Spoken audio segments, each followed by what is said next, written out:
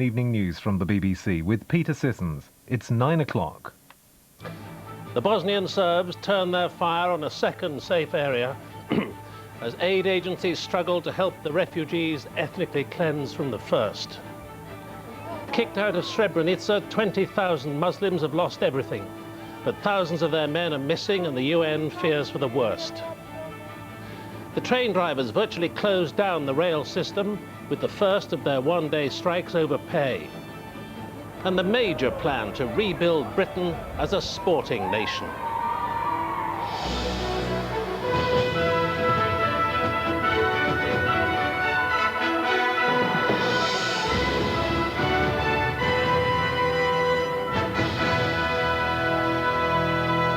Good evening. The Bosnian Serbs are reported tonight to be on the brink of overrunning a second UN safe area. The UN observation posts at Srebrenica have come under fire, and the Serbs have given all civilians an ultimatum to get out. The attack on the Srebrenica safe area comes just 3 days after the Bosnian Serbs humiliated the UN at the larger Srebrenica enclave, brushing aside UN observers and driving out up to 30,000 Muslims who thought they were under UN protection. Most of those, mainly women and children, and the old, are now sheltering under appalling conditions some 50 miles away inside Bosnian government territory at Tuzla. The UN said the fate of the thousands of men who were taken prisoner by the Bosnian Serbs was unclear and was very worrying. Tonight, Downing Street announced there'd be a summit meeting of all the parties to the international effort in Bosnia in London next week. Tom Carver reports now from Tuzla on the unfolding humanitarian crisis of the Srebrenica refugees. Having begun their week in a safe haven, the people of Srebrenica are now ending it as refugees in an unknown field. Like every refugee, the conditions of their existence are grim. The intense heat is making life difficult, particularly for the old and very young. Water and food are both in scarce supply. The size of the problem has caught everyone off guard, and the aid agencies are having to use what few stocks they have here already. Many of these people are in a state of extreme shock.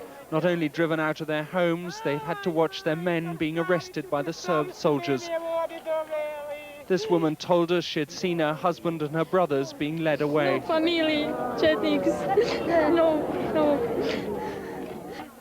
Others described how the Serbs shot over their heads to force them onto the trucks. This woman told us the soldiers had killed 4 children in front of her. For many, the realization of what has happened to them is only now beginning to sink in. There's no doubt that these people feel they've been betrayed, but the UN is doing what it can to compensate. Inside the UN base, hundreds of tents have been set up. However, this airfield is within range of Serb artillery, and the UN is anxious not to keep them here for long. But it seems they have no choice.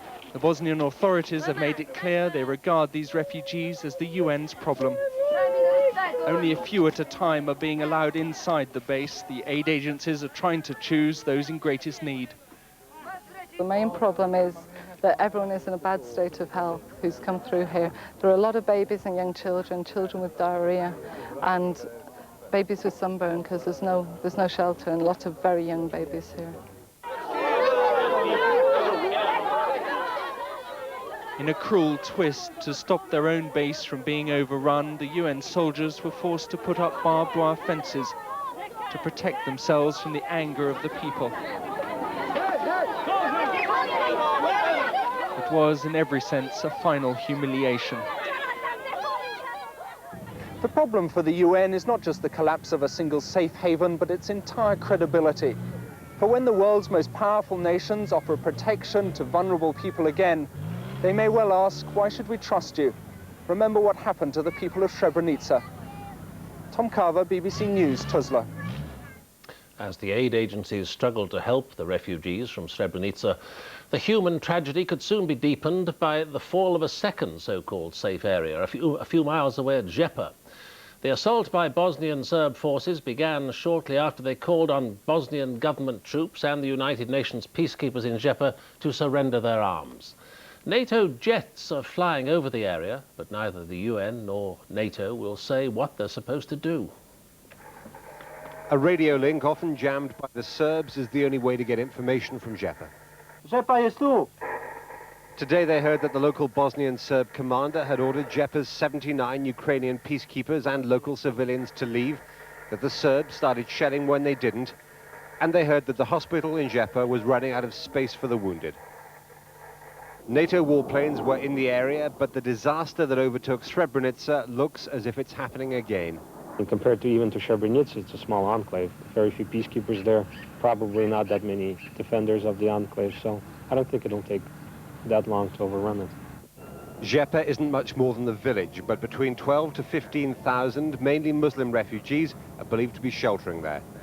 Since Srebrenica fell, the UN has never even pretended that Žepa could be saved, but the Bosnian government says its men will fight. It's quite clear what will follow. There will be an attack, and our people will fight with those weapons they do not have because of the arms embargo imposed on them by the Western countries. The titles on Bosnian Serb TV news show a row of dominoes falling. Its spokesman hadn't denied the Bosnian domino theory that the Serbs are out to topple all of the eastern enclaves. Bosnian Serb television has been glorifying its armed forces. The lyrics of the song on this video say they are the strongest and the best, always the winners. It finishes, die enemies, die. The UN can only watch and wonder at the speed of the Bosnian Serb offensive. And this evening, in the mists on Mount Igman near Sarajevo, Serb gunners attacked a relief convoy. 2 vehicles were destroyed. So tonight, the Bosnian Serbs are squeezing the safe area of Sarajevo and look set to overrun the safe area of Žepa. If that happens, the chances are they'll turn their attentions to Gorazde, the other safe area in eastern Bosnia. Its UN contingent is around 300 British troops and under 100 Ukrainians.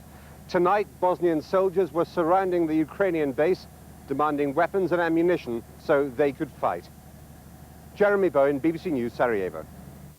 Here, the Prime Minister has invited members of the United Nations, NATO and the so-called Five-Nation Contact Group to a special meeting in London next Friday to discuss the increasingly serious situation in Bosnia. He said there was a very urgent need to reassess the future role of the UN protection forces there. Earlier, France's President Jacques Chirac said the international community had to take military action or pull out altogether. Our diplomatic correspondent Brian Hanrahan has been looking at the options open to the Western allies. France marked Bastille Day with a stinging rebuke to its allies. It's French agitation that has forced this latest round of consultations. President Chirac compared doing nothing today in Bosnia with appeasement of Nazi Germany. As French regiments serving in Bosnia took pride of place in the military parade, the French defense minister demanded a response within 48 hours to proposals to take military action. France's favoured option, retaking Srebrenica by force, now looks impossible. The Serb commander, General Mladic, cleared the area of Muslims so quickly it's hardly possible to reverse the process, even if there was a will to do so. Even the limited option of defending the other enclaves, Žepa and Gorazde, has become more difficult. The Rapid Reaction Force is training and not yet set up to intervene. The Bosnian Serbs, now they've discovered the existing garrisons won't fight, are moving swiftly to take as much territory as possible before the new force becomes active. Even the fallback option, which effectively means abandoning the enclaves to concentrate on securing Sarajevo, is being treated cautiously. President Chirac called on the international community to stiffen its resolve or pull out. I must say that so far the contacts we have had have not been positive. I find that deplorable. I had told them that France would commit all the means at its disposal, but for the moment we are alone in this. After telephoning President Chirac, the Prime Minister announced he was calling a full-blown international conference next Friday. That may keep the French in step. Britain still doesn't want to be drawn into the fighting, but acknowledges the whole future of UNPROFOR needs to be considered. Clearly the safe areas policy has failed. That has to be acknowledged. We have to examine whether this is a threshold, what implications it has for the future of the UN force, because the UN is still doing a lot of very good work in central Bosnia, but one cannot ignore the implications of the collapse of the safe areas in the east of the country. The build-up of troops in Bosnia is continuing, but there's still no agreed strategy. Britain wants the UN force to remain, even if the enclaves fall, to help in the rest of the country.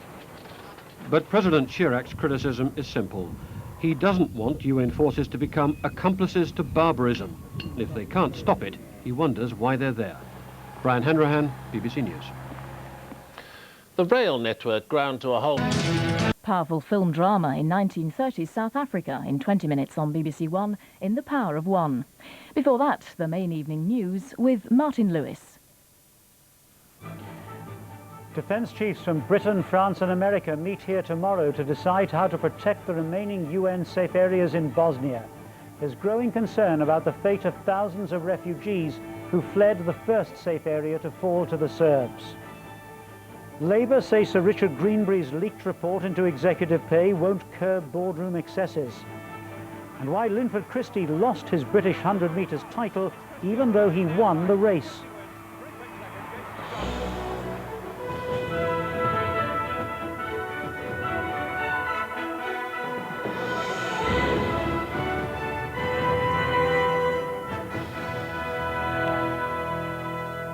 Good evening. British, French and American chiefs of staff will meet in London tomorrow to consider the use of military force to defend the so-called safe areas in Bosnia. So far, UN protection has failed to stop Bosnian Serb forces driving tens of thousands of Muslim refugees from their homes. In Žepa, desperate civilians and Bosnian government soldiers tried to seize weapons from UN troops who fired in the air to stop them. But in Gorazde last night, 5 UN armoured vehicles were seized. The Bosnian Serbs have been stepping up pressure on government enclaves throughout eastern Bosnia. The UN says they could take the safe zone around Žepa at any time they choose. And the UN is concerned about the fate of some of the estimated 30,000 refugees from Srebrenica, which fell 4 days ago. Only about half of them have arrived in the government stronghold of Tuzla, and it's feared thousands may be at risk in Serb-held territory. 5 days after the Serbs expelled them from their homes, the refugees of Srebrenica are still coming in, but the numbers have dropped dramatically. For those on board coach 2074, it's the end of a long journey out of misery. We travelled with Azita and her 2 young children, Habib and Manil. 3 years ago, the Serbs murdered Azita's husband. Now they have taken her father and her brother. The only adults left are her and her elderly mother-in-law. In Potachari, all the boys older than 12 were taken away from us. We saw the Serb soldiers hitting them over the head with rifle butts. The UNPROFOR soldiers just watched. They were brought out to Tuzla airfield. With all her possessions in a single small bag, Azita and her children arrived. After all that has happened to them, they no longer trust the UN, but they have no one else to turn to. Today, the UN revealed it was gathering evidence from these refugees for a war crimes investigation. It now appears that many of the refugees may be missing. The fear is that the Serbs may have taken them as they were trying to reach safety. There is now considerable concern about what has happened not just to the men of Srebrenica, but to large numbers of women and children. There are supposed to be 30,000 people in the town, yet the exodus of a few days ago has suddenly dwindled to a trickle. The UN has been told that at least 2 busloads of women and children have disappeared en route to here. We understand that there are some buses on the way from Srebrenica to Kladine which are missing. There are people who we believe there are people who are unaccounted for, and we estimate the total number of the people who are unaccounted for to be as high as about 20,000. Azita and her children may have escaped the Serbs, but she's having to accept that many of her family may never make it. Tom Carver, BBC News, Tuzla. The emergency meeting of military chiefs will consider a French plan for the defence of UN safe areas. Britain has already expressed strong doubts about its feasibility, but the United States is said to be willing to consider providing helicopter transport and air support for any new action. The Bosnian quagmire continues to deepen on several fronts. This morning, this was the remains of part of the UN aid convoy. It had come under Bosnian Serb attack near Sarajevo. The normal UN response to this would be to fire a few shots back. But today, French troops fired 69 heavy rounds.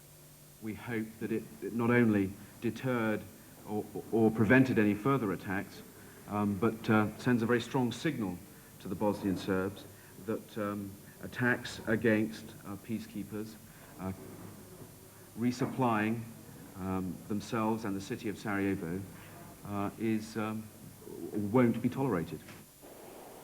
But the Western political response to the Bosnian Serb aggression hasn't been so robust. The French Defence Minister, Charles Millon, visiting his forces in Sarajevo today, again raised the prospect of military action to defend the safe havens. But while Britain steps up its aid effort, sending tents from RAF Manston in Kent this morning, it's again said French calls for sending combat forces won't work.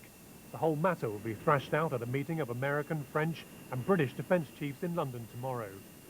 The British position was savaged by the Bosnian Foreign Minister in London today. He accused the government of deliberate delaying tactics. What, in our opinion, London's engaged in right now is buying time for civilians to be slaughtered. It needs to be said that way. There is no other consequence of this buying of time. One former defence secretary was also scathing about Britain's response. The Prime Minister announced weeks ago that we were sending an air mobile force, but it's still in the United Kingdom. That shows gross incompetence on the part of the Ministry of Defence. Mr. Rifkin was Defence Secretary at the time, and if he can't defend our soldiers, he should resign. Tonight, the Serbs released 54 Dutch peacekeepers. They were captured when Srebrenica fell on Tuesday. It's one of the few pieces of positive news to come out of Bosnia in a miserable week. Duncan Kennedy, BBC News. And I'm joined now from Sarajevo by our correspondent, Jeremy Bowen. Jeremy, I gather that the Bosnian Serbs are stepping up their attacks on Žepa tonight. Well, that's what it seems, though the situation is confused. Reports aren't coming out of there at the moment. What we've heard is that in the southwest corner of the Žepa enclave, there have been some infantry skirmishes, infantry attacks, in other words. The significance of that is the southwest corner of the enclave is where Žepa town itself is. Up to now, the Serbs hadn't moved forward on the ground with infantry. They'd simply been shelling the place. Now it seems they've got some men out of their trenches and moving. And the UN peacekeepers in Žepa are coming under pressure from Bosnian government forces as well. Yeah, that's right. For quite long periods today, more than 100 in one place and just under 100 in another observation post belonging to the Ukrainian peacekeepers. More than 100 of these soldiers surrounded that observation post. They were demanding the Ukrainians give them their arms and ammunition, some of their armored vehicles as well. And we've also heard that one of the main roads leading to the Ukrainian compound in Žepa has been mined by Bosnian government soldiers, obviously with the intention of keeping the Ukrainians in there. And in Gorazde, I gather that some UN vehicles were actually stolen by Bosnian government forces. Last night, the Bosnian government forces attacked the Ukrainian compound in Gorazde. They hit a building with 4 grenades, set it on fire. They stole 3 or 4 armored personnel carriers, again some heavy machine guns and some ammunition for that. There are also just over 300 British peacekeepers in Gorazde. The Bosnian soldiers weren't interested in their weapons because they're the wrong caliber, but they blockaded the British base to stop the British soldiers coming out to help the Ukrainians. Jeremy, thanks very much indeed. Labour has attacked... Out the news with Hugh Edwards. It's 6 o'clock.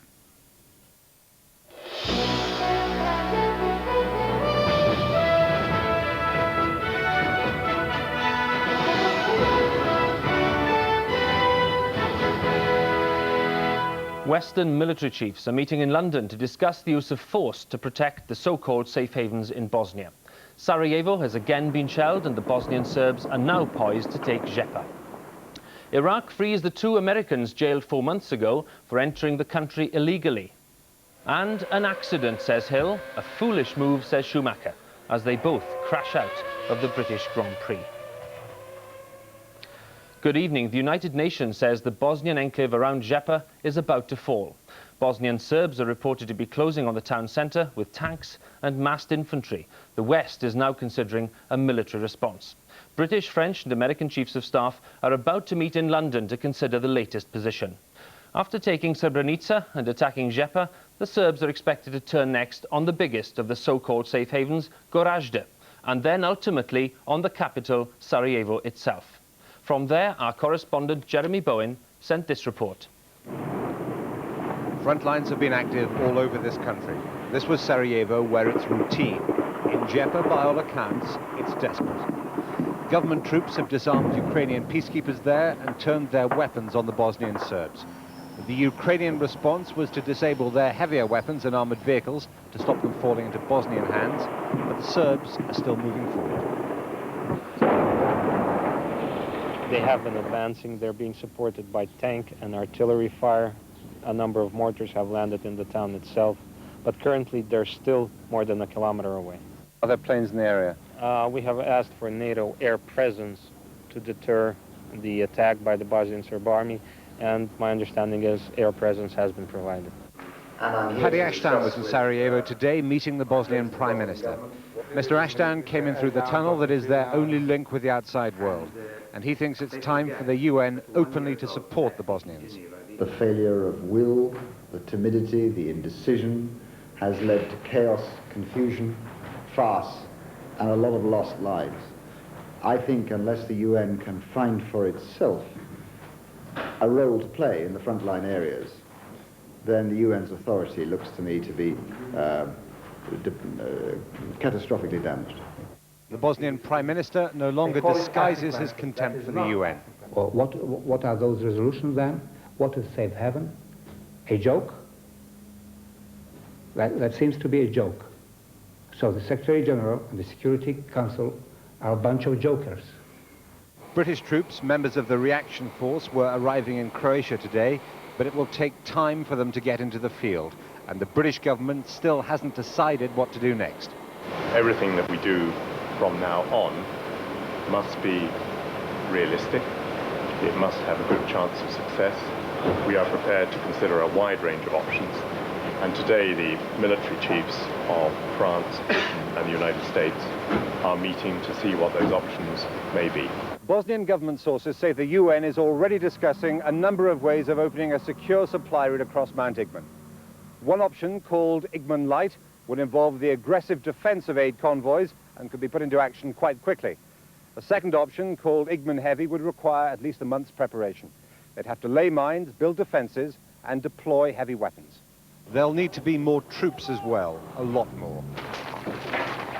Blue-helmeted French UN soldiers have been practicing self-defense with their mortars.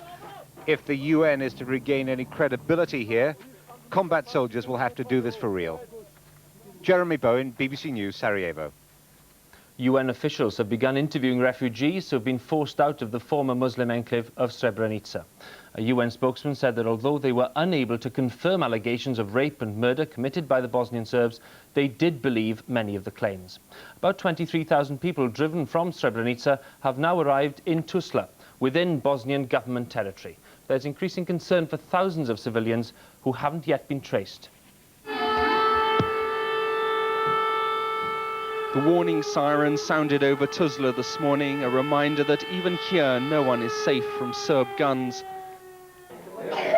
Most of the refugees have now been moved out to surrounding villages. In this primary school, the pupils have been cleared to make way for 700 women and children. As the days go by, more and more tragic stories emerge. This old woman, who wouldn't tell us her name, watched her son being taken away by Serb soldiers. The only reminder she has of him now is her grandson, whom she smuggled out. She is bitter at the behavior of the UN. UNPROFOR tricked us all. They didn't protect us. They were cooperating with the Serbs. They told us to surrender and said they were taking us to a safe place. But when we arrived, they handed their weapons to the Serbs. The UN is now convinced that thousands of women and children as well as men are being held back by the Serbs. All requests to see them have been refused. This is a major crime, forbidding the access even to the Red Cross or the International Red Cross. Something absolutely unacceptable. The blankets and shelters are all in place, but the mass exodus of last week has mysteriously dried up. The Serb front line is just over these hills, and this is the only road that any refugees from Srebrenica can come down. But as you can see, it's ominously quiet. Not a single refugee has passed this way for more than 36 hours. So once again, the UN is having to wait for Serb permission. It could be a long time coming. Tom Carver, BBC News, Tuzla.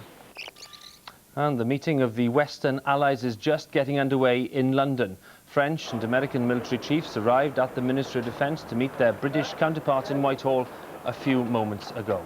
And our defence correspondent, Mark Leahy, is there. Mark, Malcolm Rifkin said earlier today that the UK was very willing, quote, to consider any realistic military proposals. What are they trying to hammer out this evening? Well, there's various options, but I think the main one that they're going to be looking at is whether they can sensibly reinforce Gorazde and also what can be done about Sarajevo. I think Sarajevo is relatively uncontroversial in the fact that I think both the French and the British can agree that perhaps they should be opening up the route into Igman, Mount Igman, into the town to ensure that supplies can get through easily. So that's a simple one. It's Gorazde, which is a much harder and tougher nut to crack because it's an enclave well out in Serb territory. So that's the one the intense discussion will be about. Indeed, Mark, the French have said that they are keen to use force to protect Gorazde. How likely is that to happen? Well, I think that's still very much on the back burner in the sense that the British have said in principle they're happy to support going into Gorazde. After all, it's their troops that are there. But is it practical? How do you get them there? How do you supply them when they are there? What kind of a role will they have? Will they just defend themselves or will they fight for the enclave? These are all practical issues, and also the Americans have a role. What about getting the troops there with American helicopters? Because they're the only ones who've got enough helicopters close by. So if the Americans don't help, it won't happen. So these are very practical issues which they've really got to sort out. Mark, very briefly, can we expect a declaration, some conclusions this evening? No, the idea is not to produce a communique, it's to see if they can find some genuine practical options that they can present to ministers. That's what they'll do, and I think then the decisions will filter out over the next few days. Mark, thanks very much indeed. Iraq has released 2 Americans and have threatened to attack a post manned by UN peacekeepers if NATO warplanes intervene. Mr. Bildt, meetings like this usually try to cover up disagreements, but Carl Bildt, the European Union's peace negotiator, broke ranks this morning and publicly criticised Europe for failing to speak with one voice on Bosnia. Are we finally going to see some coordination from the European Union today, Mr. Bildt? Would be a surprise, wouldn't it? The Foreign Secretary and his French counterpart, Hervé de Charette, tried to show that at least their rift was over. The French had been calling for much tougher action than British ministers wanted. There were remarks expressed over the weekend on both sides of the channel which indicated some strains in the relationship. I think that is now behind us. I believe that there is a common desire to identify practical ways in which help can be provided. One option being discussed is securing the supply route into Sarajevo, a track littered with the wreckage of failed convoys. Another possibility is reinforcing the enclave of Gorazde. Gone, though, is all talk of rescuing other Bosnian enclaves like Srebrenica and Žepa. Certainly the Defence Secretary, Michael Portillo, on his first visit to troops in the region, played down any expectations of dramatic action. We have deployed a rapid reaction force in order to be able to defend those peacekeepers better. But we are not in the business of going to war. We are not in the business of making gestures. Everything that we do must be soundly thought through and must have the basis of success before we embark on it. The Americans, though, hold the key to any change in policy. Only they have helicopters in the numbers needed to make a difference. But they haven't decided whether to help, and anyway, there are powerful voices saying the UN operation as a whole should be scrapped. We ought to urge our colleagues, the French, the British, the Dutch, and others to get out, lift the arms embargo, let the Bosnians fight for themselves. A further complication is Moscow's view. The Russian Foreign Minister Andrei Kozyrev was in Brussels to sign a trade agreement with the European Union. But after the smiles, he went on to criticize the plans for military operations. The effect of all this is that despite everyone here talking about the need for urgent action, nothing has been decided here today. The next best hope lies with another meeting in London on Friday of all the major countries involved, where there may be a chance of at least some steps being agreed. David Schuckman, BBC News, Brussels. The Bosnian government says 3,000 of its soldiers have escaped from Srebrenica, the so-called safe area captured by the Bosnian Serbs last week. The soldiers say they had to fight their way through Serb lines before they were able to reach safety in Tuzla, and they've accused the Bosnian Serbs of committing atrocities against Muslim civilians and soldiers. Barefoot and dejected came the first fighting men from Srebrenica.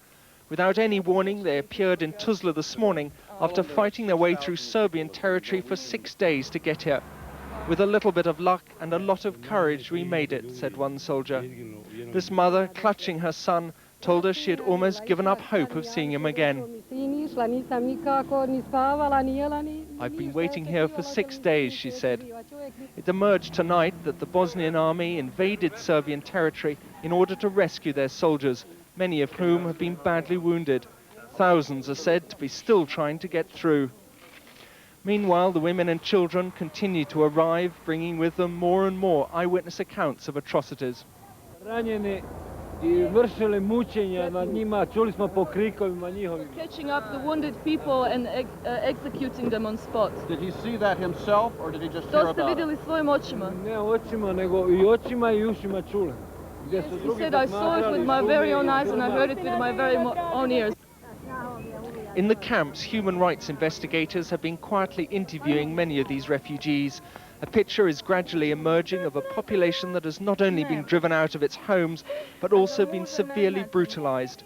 So many people tell similar accounts of rapes, beatings and executions during the course of last week that their voices are becoming harder and harder to ignore. At the local hospital, we came across Perisa, an 18-year-old girl who had been working at Srebrenica clinic when the Serb soldiers arrived. The hospital has confirmed that she was repeatedly raped. At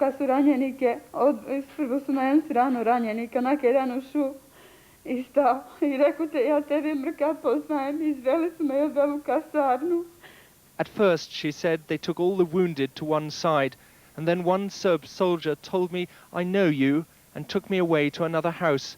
Then he held a gun at my forehead whilst another raped me. We have conducted interviews with a number of these refugees who are in Tulsa. From these interviews, there has emerged a pattern of rape, robbery, execution. We have not confirmed these allegations, but we have no doubt in our mind that these things are going on. Human rights organizations are trying to get to Srebrenica to verify these claims. But by the time the Serbs let them in, any evidence of atrocities is almost certain to have been carefully cleaned away. Tom Carver, BBC News, Tuzla. The time is coming up to 19 minutes past 6. As the West moves toward trying to save Gorazde and Sarajevo from the Serbs.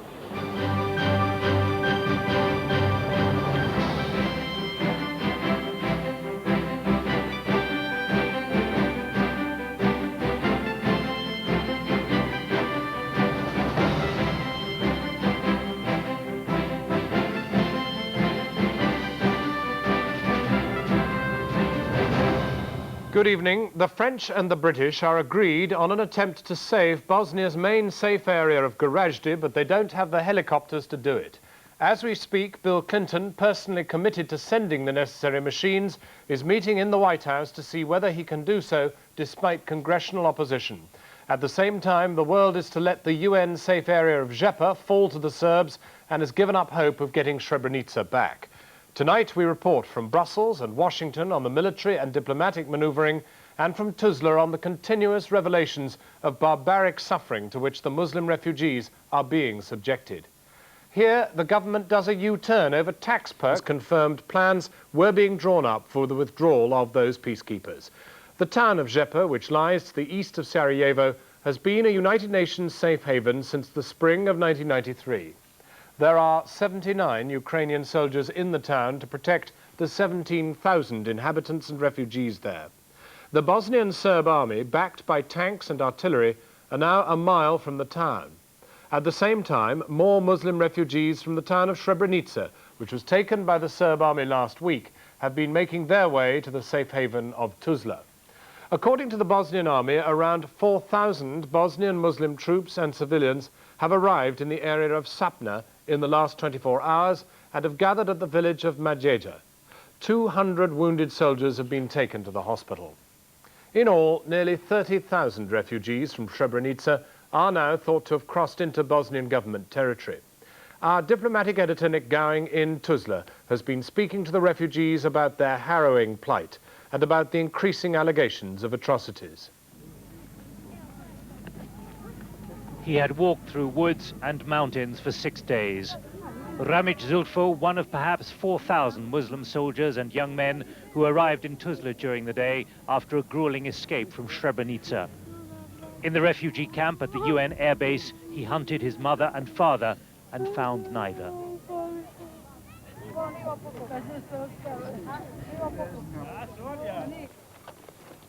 These men, almost all soldiers, were the lucky ones who had evaded Serb ambushes and survived. Some queued at the UN camp to be admitted as refugees and then trucked inside. Beyond the registration process and a checking procedure were some of the waiting wives and families expelled by the Bosnian Serbs last week, seeking sight or news of husbands and fathers. The notice board lists of refugees already provide confirmation of the large numbers unaccounted for up to this morning. In one column, confirmation of the toll taken by many families in lost husbands and sons. For some, the news was what they feared. Confirmation from the arriving menfolk of murder, sight of a recognizable body, or of someone being left wounded on the route across Bosnian Serb-held territory. Judging by their first accounts, these soldiers were lucky to escape and survive.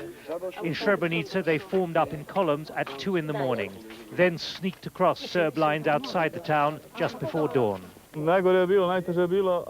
There is fury at the failure of the United Nations to save them. They estimate up to 20,000 Bosnian soldiers of draft age were inside the town. Many had to be left behind when they were wounded in Serb attacks during the march. You are running away. They appear in the grass up to here, or they appear on the hill and shout, "Stop, screw your Muslim mother," and then they fire the machine gun. They set up ambushes, and then the mortar started firing. We came to this valley in the woods, and when we wanted to rest, they started shelling. Many of the men had walked barefoot most of the way. The different versions we heard from soldiers all told the same story. At another camp, a school in Srebrenica, one soldier just reunited with his family signaled a likely level of Bosnian casualties. At one place, when they started shelling, half of the people had to surrender, and there were a lot of casualties. 20 kilometers later, there was another ambush. Gathering these views, we had to endure open hostility, taken as representatives of Western powers who had deserted the Muslim cause. An anger orchestrated officially this afternoon when women were bussed to the Tuzla UN base to accuse the United Nations of fascism and betrayal. Inside the base, the UN High Commissioner for Refugees, Mrs. Sadako Agata, demanding more tents for the people and condemning the Bosnian Serbs. I have already called on the Bosnian Serbs to fully account for those who are not accounted for, and for access of our own staff. I think 2 went in, but they were expelled. The very existence of these refugees continues to be a highly charged political issue, which could quickly deepen this crisis further. Mustafa Ceric is the religious leader of all Bosnia's Muslims. He's traveled here not just to meet these refugees and to hear their harrowing tales at first hand.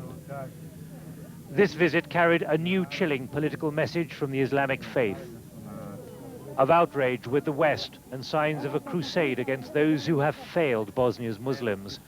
The United Nations, Western leaders by name, and America, here in the person of a major from the US Special Forces, and all European nations, all of them viewed here as enemies.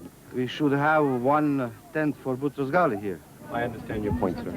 And Yasushi Akashi, and maybe John Major and Mitterrand and Chirac and Clinton. Such emotions lead the Bosnian Muslims to draw ominous conclusions about religious motives, all Christians now being compared to Nazis. And this situation here represents the force of evil, on the top of which is the United Nations and the whole Western Christian world. Because here is another Sabra and Shatila that is being produced by the Christian conscience, because here the Muslims are victims and the killers are Christians. They say that they are Christians. The same way as happened to the Jews in the Second World War. Senior UN officials are deeply nervous. This is the crater left by one recent Serb artillery shell on this runway. Like Tuzla itself, this whole airbase is within Serb artillery range. The Serbs can observe every single movement on this airbase. The Serb guns are 8 miles away in those 2 mountains, just beyond where the refugees now have their tents. During the last few months, there have been shelling going on, I would say, almost every week. There have been weeks, there have been about, say, 20, 25 shells in a week. Around this airbase? Around this airbase. So this is still very vulnerable to Serb attack? Yeah, I would say so. These Muslims have come from Srebrenica and they could still be shelled here? I hope not. So the arrival of Bosnian soldiers and this concentration of refugees creates one new terrible risk for the UN. Nick Gowing, Channel 4 News, Tuzla. Well, at the same time in Brussels, European Union foreign ministers have been meeting to try to find a way to respond to the Bosnian crisis. In particular, they're working out a strategy for Gorazde, the UN safe area which is defended by British troops. And they're examining ways of guaranteeing a route through the mountains to Sarajevo, which is desperately short of food and other supplies. Our Foreign Affairs correspondent Gabi Rado reports now from Brussels as the EU struggles to find a common response to the latest actions by the Bosnian Serbs. This morning, the diplomatic Silva came out at the German mission to the EU for the new British Foreign Secretary, Malcolm Rifkind, there for a getting-to-know-you session with his counterpart from Bonn, Klaus Kinkel. Afterwards, Mr. Rifkind claimed the dispute with the other main ally, France, had been patched up. I think that was, frankly, that's behind us now. I think there was an exchange of views a couple of days ago, but Britain and France and the United States are looking at the practical issues that need to be addressed at the present time. I said yesterday that we needed a combination of political leadership, but also taking account of professional military judgment if military options are to be pursued. But there were those nearby to remind ministers of the horrors across the other side of Europe, who voiced doubts about the ability of the EU to galvanize itself.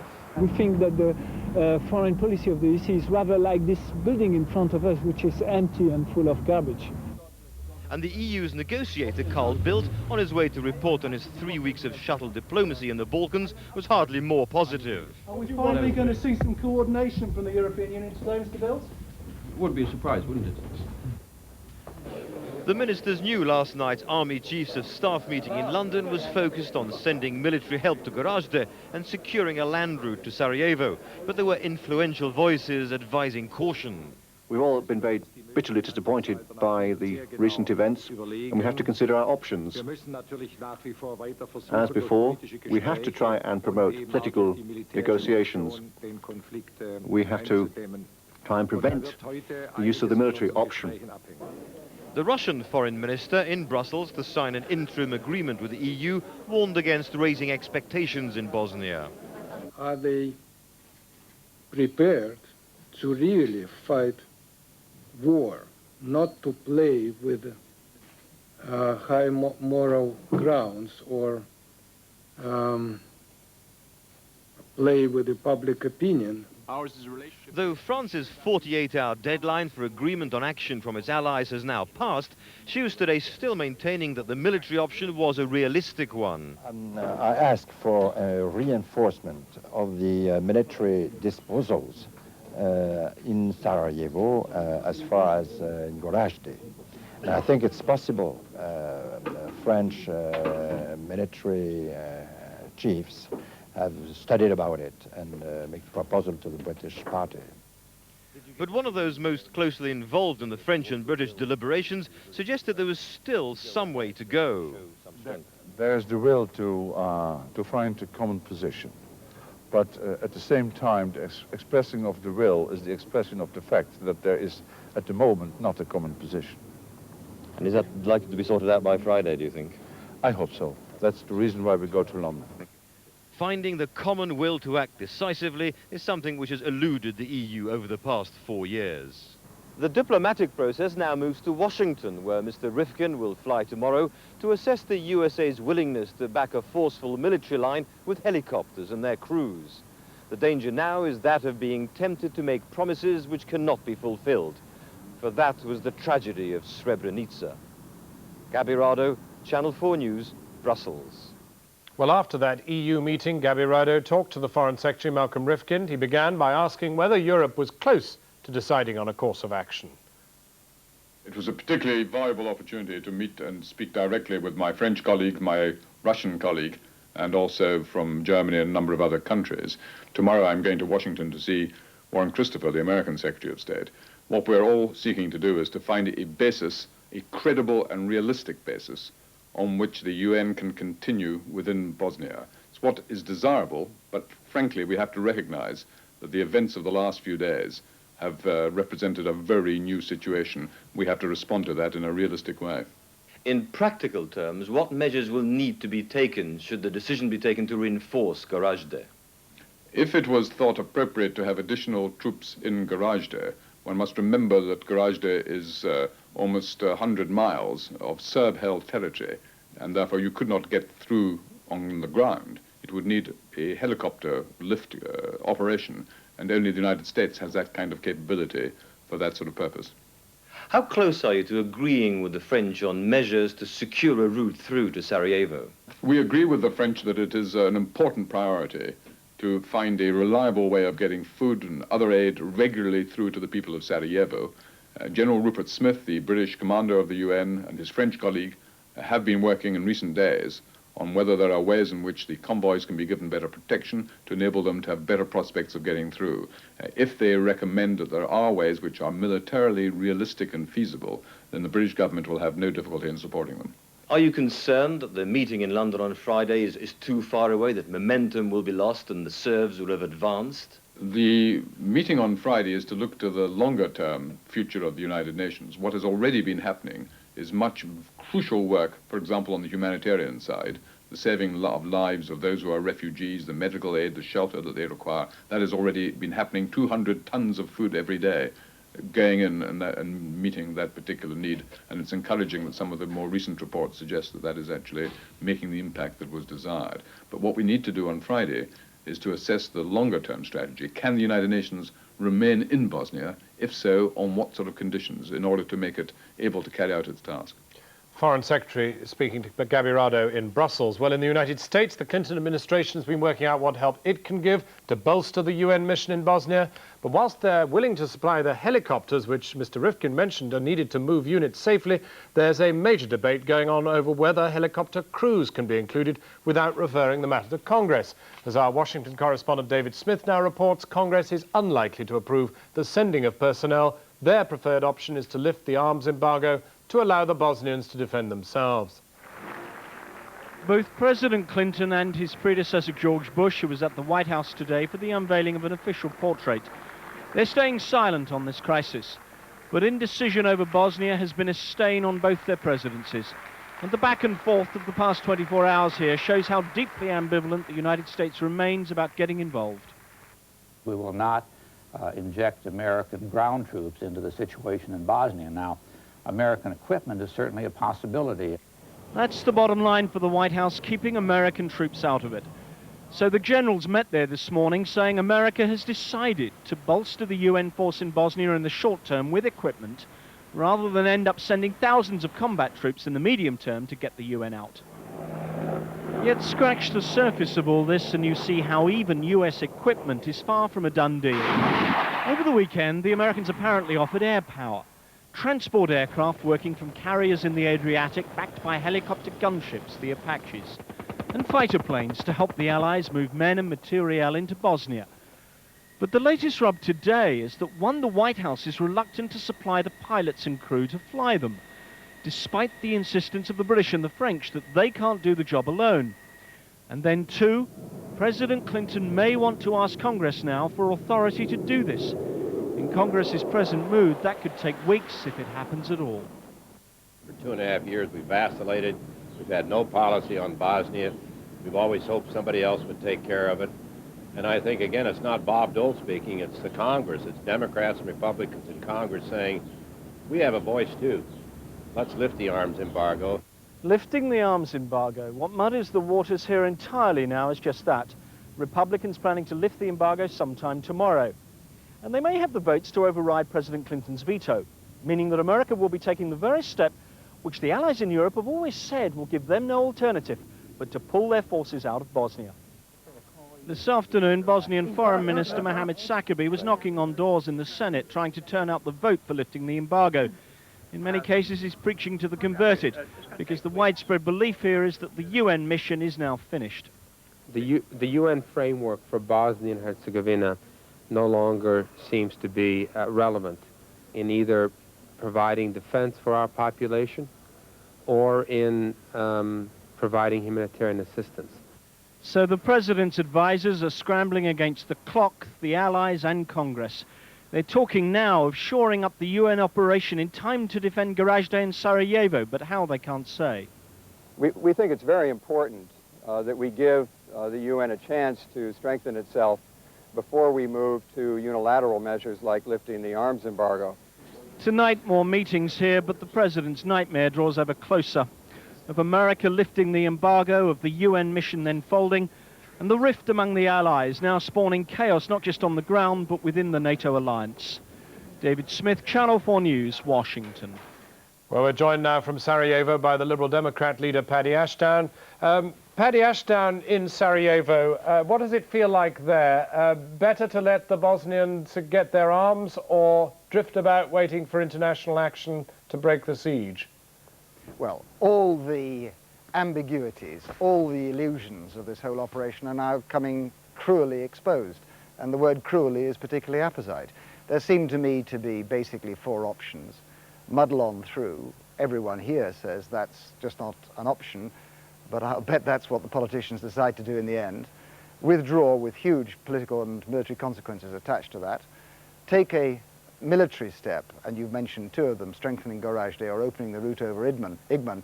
But if you do that, John, just let me make it absolutely clear that the politicians had better be prepared to see this through, because you will then be going into an escalation, and if we duck and run halfway through that escalation, then the UN's bluff will have been called again. And then there is a fourth option, which is partial withdrawal. But those are the only four that there are now left. Well, I'm not asking you to be a military strategist, but you've come in overland and through the tunnel.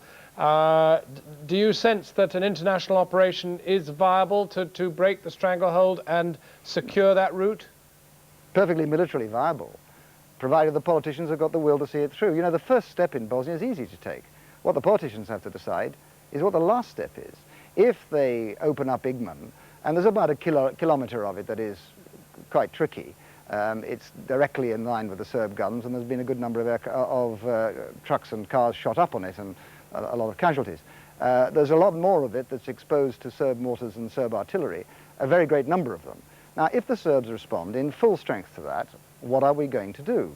So the first step is easy, but the politicians have to, for the first time, make it clear to the military commanders on the ground that they are prepared to see this through if they initiate it. And that I don't yet see. How much worse is it in Sarajevo than it was when you last went there? I mean, people talk of food shortages. I know you had shelling on your way to the feed point now to speak to us.